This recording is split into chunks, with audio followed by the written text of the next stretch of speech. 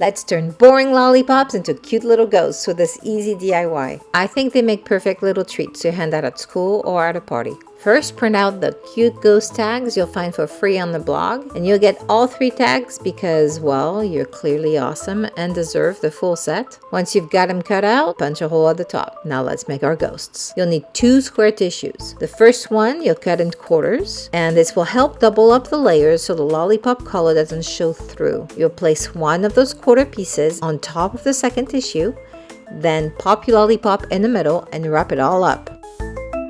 Use a piece of string to tie it off and add your tag. I like to add the tag before tying the loop so it stays in place. You can always double tie it at the end too.